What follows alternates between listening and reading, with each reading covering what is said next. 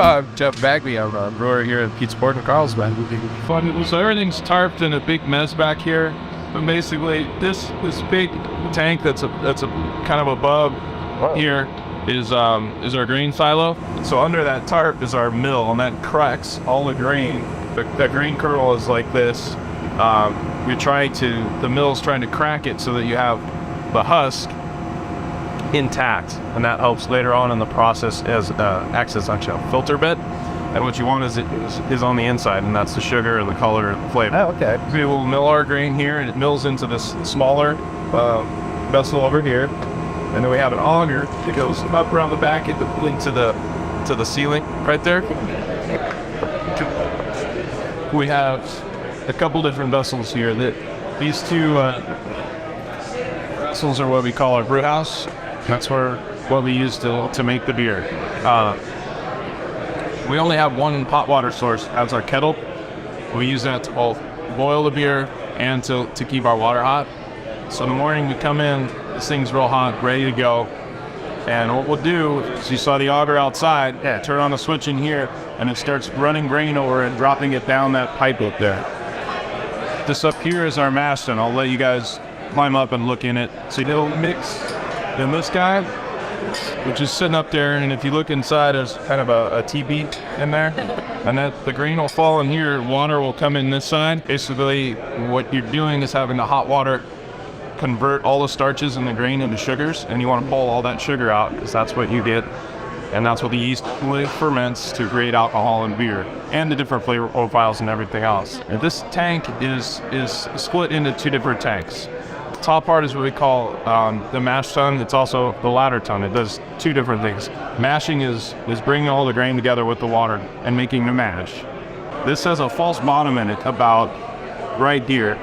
There's a set of screens, and that holds all the grain above it. Grain kind of floats so that water can get through it. We can pull all that stuff that we want out.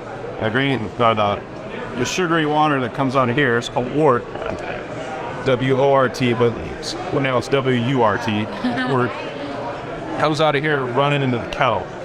This is our boil kettle. Once we get all the wort ran in, we'll spray hot water on the top of the grains throughout the process. And that's called lautering, moving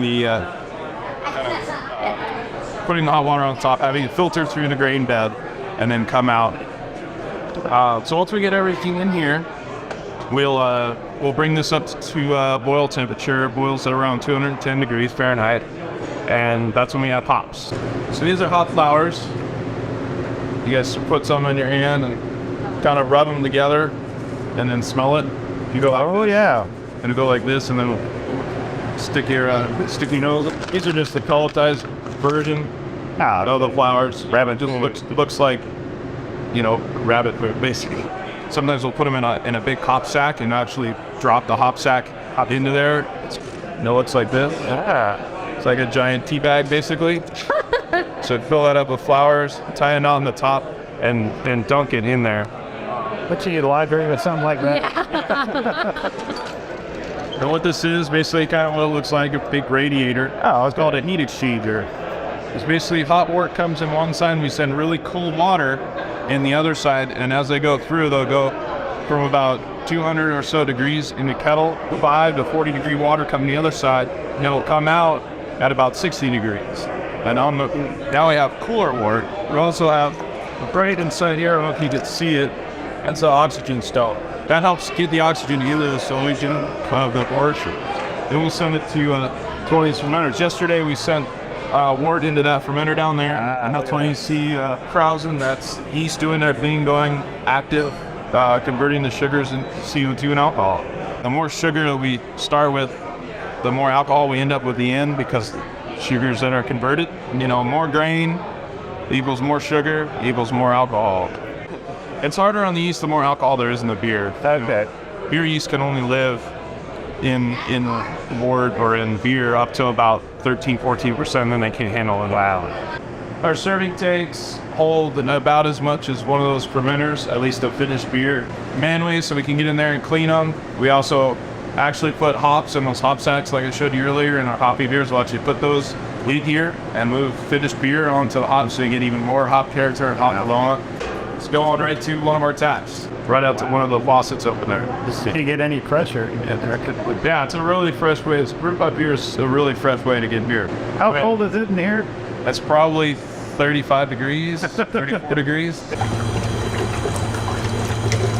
We have Imperial Stout, barley wine, massive beer that's in those suckers. There's brandy barrels and bourbon barrels. Some of those have been in there for a year. See the nails? Pull the nail out with pliers and you can taste and see how the beer is doing in here. See its progression, see how it's picking up the wood, see if it's changing, see if it's going bad.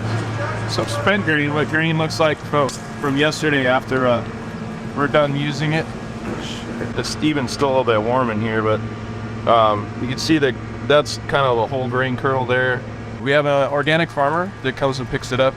He uses it in the ground and he uses it for animals. Time for a beer? Yeah.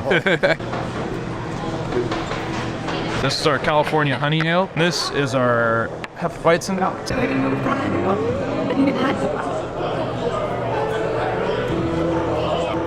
Good stuff. There's the lineup.